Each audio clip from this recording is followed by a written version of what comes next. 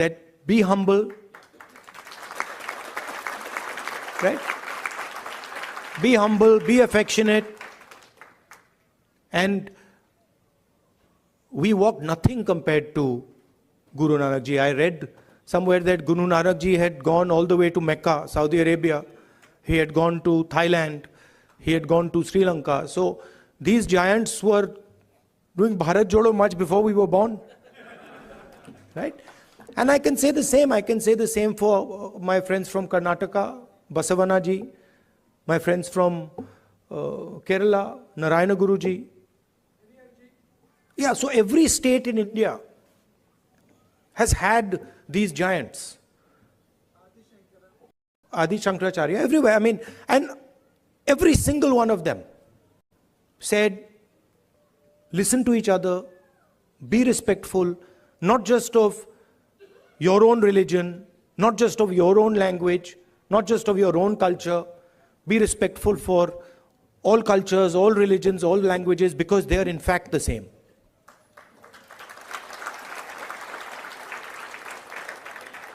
And the assault that is taking place in India, it's taking place on our way of life. Sam Pitroda ji said that he grew up with all people living happily. Different languages, different religions. And that is what is being attacked.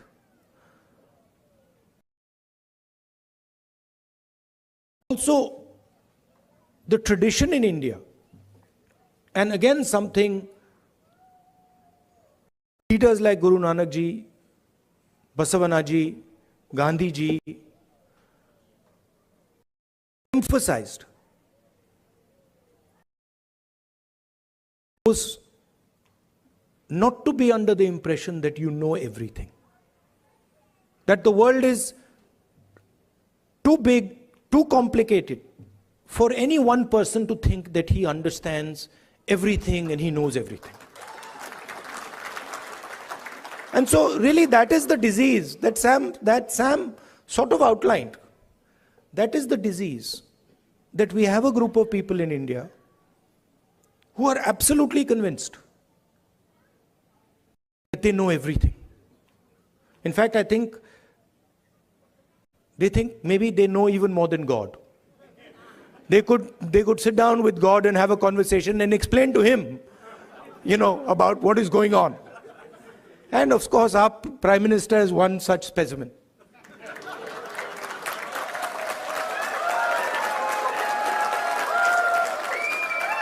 I think if you sat Modi ji down next to God, Modi ji would start explaining to God how the universe works. Right? Yes, and God would get confused that what have I created? So these are funny things, but really this is what is going on. We have a group of people, who understand everything. They can speak to scientists and explain science to them. They can, speak to historians and explain history to them. They can explain, warfare to the army, flying to the Air Force, whatever they want they can, And at the heart of it is mediocrity. That they actually don't understand anything. Because in life, you cannot understand anything if you're not ready to listen. There's something, the biggest lesson I learned from Bharat Jodo Yatra, that there is something to learn from everybody. We are much older than those children. But I can guarantee you, they can teach us all how to sing. I was looking at them and I was saying, I can't sing like that. It's impossible. So, when you look at another person, you have to appreciate that they have an experience, they have a life, they've seen things, and maybe you can learn a lot from them. Maybe if you open your ears, you can listen to them and learn from them. And that is actually the Indian tradition. If you look at our country, you will find that our country has the ability to absorb any idea that comes. India has never rejected any idea. Everybody who has come to India has been received with open arms, and their ideas have been absorbed in India. And that is the India that we like. India that respects the rest of the world, India that is humble, India that listens, India that is affectionate. And that is the India that you represent. You would not be here if you did not agree with these values. You would,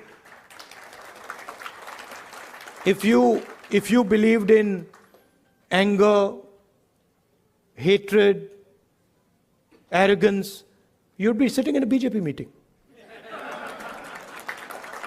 Right? And I would be doing Man Ki Baat.